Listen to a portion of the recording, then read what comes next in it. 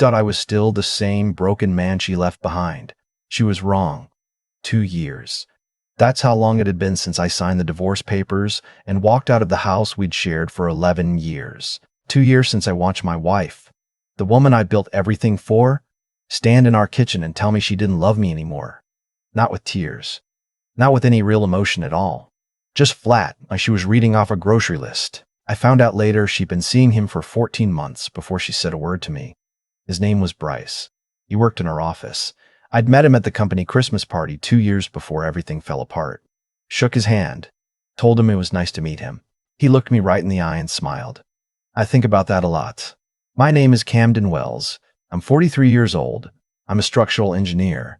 I mention that because the way I think, the way I process problems, matters to this story. When something breaks, my instinct isn't to panic. It's to assess the damage, figure out what failed, and figure out what can be rebuilt. That's what I did after my marriage ended. It took about 8 months before I stopped feeling like the floor was gone from under me every morning. 8 months of waking up at 4 a.m. and reaching across a bed that was too wide. 8 months of eating dinner standing over the sink because setting the table for one felt too pathetic to do. But I came out of it. I moved from Phoenix to Asheville, North Carolina. A colleague of mine had mentioned it once, said it was the kind of city where you could breathe again. He wasn't wrong. I rented a small apartment near the river, took on a consulting contract with a local firm, and started running. Every morning, 6 miles along the trail that wound behind my building, past the farmer's market, past the old rail depot they'd converted into an event hall. I wasn't happy yet, but I was functional, and functional felt like a miracle. I met Fiona at a coffee shop on Lexington Avenue about 14 months after I moved to Asheville. She spilled her iced coffee reaching for a napkin. It went across the counter, got the sleeve of my jacket. She immediately apologized, genuinely, not performatively, and insisted on paying for my coffee. "You don't have to do that," I said. "I know," she said. "I want to." That was the difference. Right there in that small moment. She said what she meant. She did what she said. We ended up talking for 2 hours that afternoon. She was 38, ran her own landscape architecture firm, had grown up in Vermont, moved south for grad school, and never left. She was funny in a dry, understated way. She didn't ask me why I'd moved to Asheville, but when I eventually told her about the divorce, she didn't flinch or lean in with that hungry curiosity some people have. She just said, "That sounds like it was really hard." Then she changed the subject, because she could tell I didn't want to sit in it. I liked her immediately, not in a desperate way, in a real way. We started seeing each other slowly. Dinner real way. We started seeing each other slowly. Dinner once a week, then twice, walking the River Arts District on weekends. She taught me the names of trees. I'm serious. She'd point at something and say, "That's a tulip poplar. Look at those leaves." And I'd actually retain it because she cared so much that caring felt contagious. By the time we'd been together 4 months, I knew she was different from anyone I'd been with before. Not because she was perfect. She had a temper when she was tired. She was stubborn about being on time to the point it stressed her out. She over-apologized for things that weren't her fault. But she was honest. She never made me guess where I stood. She never said one thing and meant another. After 11 years with a woman who'd been a stranger by the end, that felt like water after a drought. I need to back up and tell you about the child. When I was still married, my wife and I tried to have kids. It didn't happen the way we planned.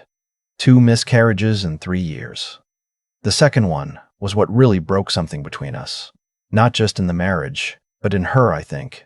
She withdrew in a way I couldn't reach. I tried. I don't say that to absolve myself of everything, but I did try. And then, about 2 years before the divorce, she told me she was pregnant again. We were cautious this time. Careful. We didn't tell anyone for months, but this pregnancy held. Our son, Ezra, was born healthy. I was in that delivery room. I cut the cord. I held him before she did because she was still being attended to. That moment, that weight in my arms, I don't have words for it. I raised Ezra for the first 3 years of his life believing he was my son, and in every way that mattered day to day, he was. I changed his diapers at 2 a.m. I took him to his first pediatrician appointment. I taught him how to stack blocks and then knock them over. I was the one who figured out that he calmed down when you sang anything slow and low, didn't matter what song. When my wife and I separated, we agreed I would have him every other week. I didn't fight for more because my lawyer said the arrangement was reasonable, and I was too hollowed out at the time to push harder. But 6 months into the separation, something started bothering me. A comment her mother made once, years earlier. The way Bryce had looked at Ezra at a birthday party before I knew anything. The way my wife had gone very quiet when I'd mentioned Ezra looked nothing like either of us, joking about it. I told myself I was being paranoid. That grief makes you see things. That I was looking for another reason to be angry. Because the actual reason, she just didn't love me, felt too banal to be sufficient. But the thought wouldn't leave. I did the test quietly. A paternity test from a certified lab, not one of those mail-order things. I used a cheek swab from Ezra during one of my custody weeks. I sent it in and then spent 11 days in a state of dread so complete I could barely eat. The results came back on a Tuesday afternoon. I was sitting in my car in the parking lot of my building when I read them. Ezra was not my biological son. I sat there for a long time. I don't know how long. The sun moved. At some point, I realized I was cold because the heat had been off the whole time. I didn't rage. I didn't cry. I felt like a building whose foundation had just been quietly removed. Still standing, but only by inertia. Here's what I want to say about Ezra, because it matters more than anything else in this story. I didn't stop loving him. I know some people reading this will think that's weak. I've heard the arguments. You were defrauded. You're not obligated. You owe her nothing, and that includes her child by another man. I've heard it. I'm not here to argue. I'm just telling you what happened inside me when I read those results. He was still Ezra. He still needed me to show up on alternating Mondays. He still called me Dad. He still reached for my hand in the grocery store. I couldn't remove that. I didn't want to. What I did do was talk to a family attorney, a different one than before, someone who specialized in paternity cases. She told me I had options, that what had been done to me, allowing me to assume paternity of a child who was not mine, and using that assumption in a divorce settlement, had legal implications, that I had the right to seek financial restitution for fraud. I didn't move on it immediately. I needed time to think, to decide what I was willing to fight for and what I was willing to let go. I moved to Asheville with those results in a folder in the back of a filing cabinet. I thought about them often, but I didn't do anything yet. The night before it happened, Fiona and I drove up to a rooftop event at a boutique hotel downtown, a fundraiser for a local architecture preservation society. Her firm had done some design work for them, and she'd been invited. Nice crowd, string lights, good wine, the kind of event where everyone's reasonably happy to be there. I was in a good mood. I remember that specifically. I'd closed a strong contract that week. Fiona had been wearing a green dress that made her laugh when I told her she looked like a painting, and the night air was warm for October. Everything felt solid. And then I saw her. My ex-wife was standing near the far end of the rooftop bar. She was with Bryce, who had one hand on her lower back. She was dressed well. She looked from a distance like she was doing fine. She hadn't seen me yet. For a moment, I thought about leaving. Just taking Fiona's arm, going back downstairs, getting in the car, not doing any of this. The encounter I was about to have was not one I had chosen or prepared for, and I knew it would cost me something no matter how it went. But Fiona felt me go still beside her. She followed my gaze. "Do you know her?" she asked quietly. "That's my ex-wife," I said. Fiona looked at me the way she always did when something serious came up. Steady, reading my face, not rushing. "Do you want to go?" she said. "No," I said, and I meant it. We got drinks. We talked to a couple who ran a restoration firm out of Weaverville. I kept my peripheral vision on the other side of the rooftop. About 45 minutes in, my ex-wife turned and saw me. I watched it happen. The recognition, then the recalibration, then something that looked like she was deciding how to handle it. She said something to Bryce. He looked over, and then she started walking toward me. I set my glass down. "Camden," she said. She said my name like it was a password she wasn't sure still worked. "Hey," I said. I kept my voice completely level. She glanced at Fiona. One of those quick, comprehensive scans women do that takes in everything, in about a second, and then back at me. "I didn't know you'd moved here," she said. "I know," I said. There was a pause. Bryce had followed her over.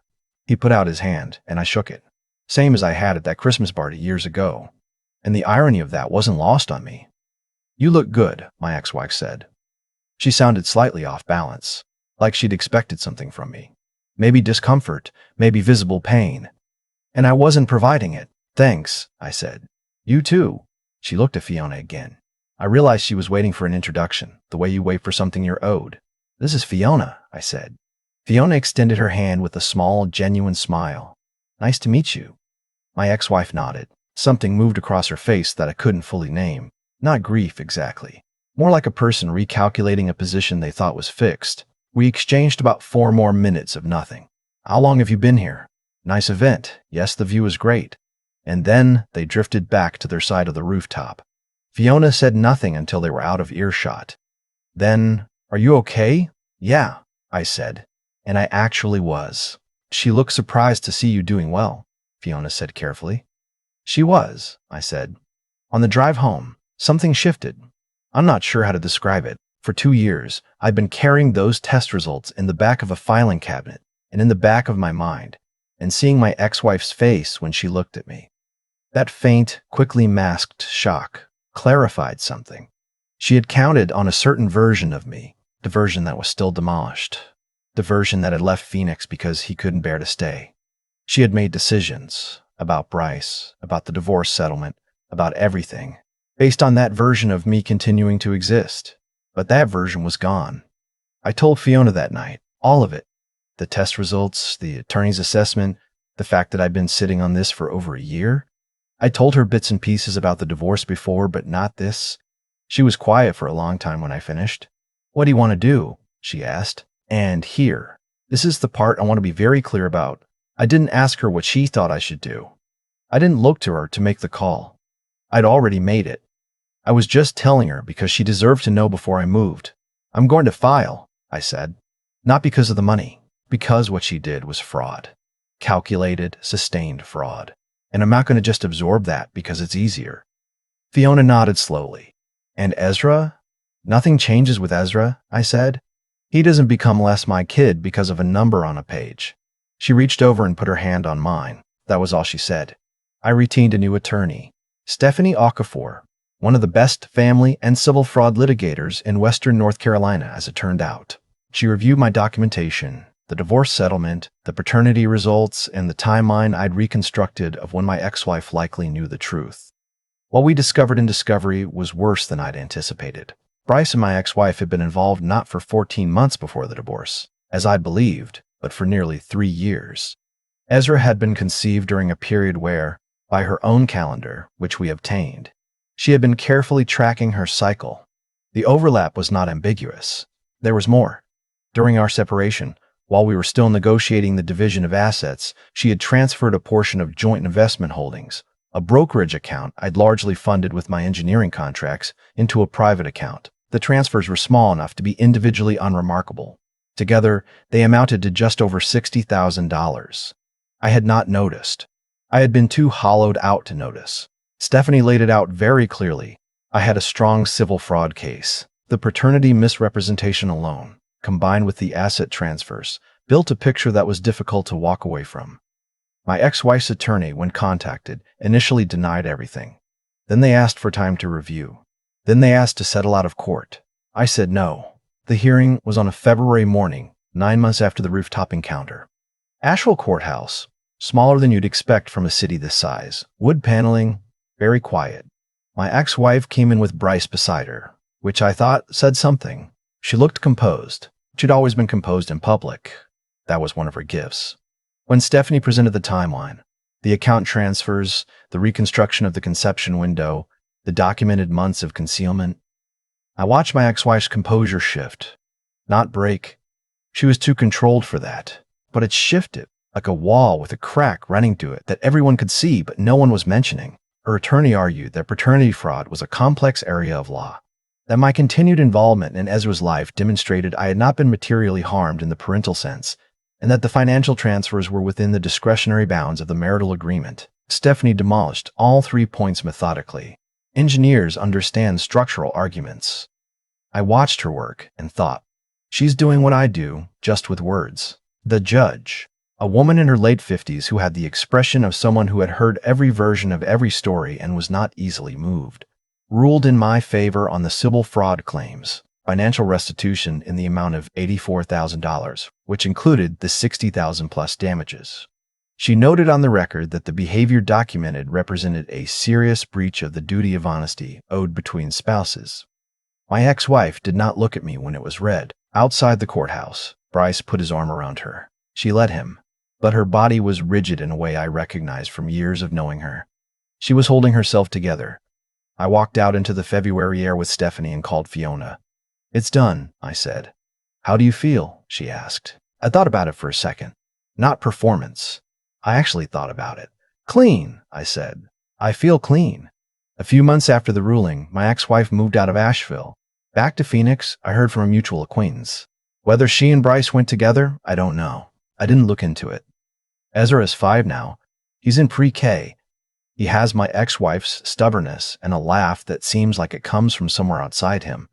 Too big for his body. He likes trucks and anything with wheels and a song by some children's musician whose entire catalog I now know by heart. I pick him up every other Monday. We go to this place on the edge of the city that has a duck pond, and he throws bread pieces at the ducks with tremendous seriousness, like it's an important job. Sometimes Fiona comes with us. Ezra has started calling her by her first name with the familiarity of someone who's decided they like you and is done being formal about it. The paternity test result is still in that filing cabinet. I've thought about destroying it, but I think I'll keep it, not as a wound to pick at, just as a reminder of what I found out I was made of when things got as bad as they got. Last month, Fiona and I were sitting on her porch after dinner. It was a kind of evening that Asheville does better than anywhere. Warm, not hot, the sky doing something complicated and orange above the ridgeline. She said, out of nowhere, "Do you ever think about what your life would look like if none of it had happened? If everything had just continued?" I thought about it honestly. "Yeah," I said. "I think I would have been fine on paper. I think I would have kept working and maintained the house and done all the visible things that looked like a life.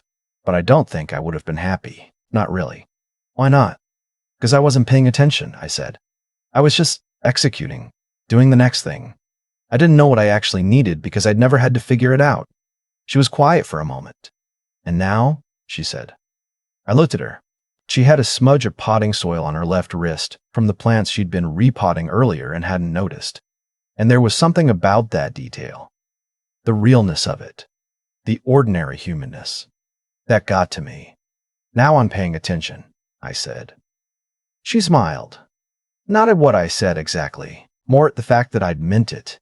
I'm not telling this story because I think I handled everything perfectly. I made mistakes in my marriage. I was absent in ways I didn't recognize as absence at the time.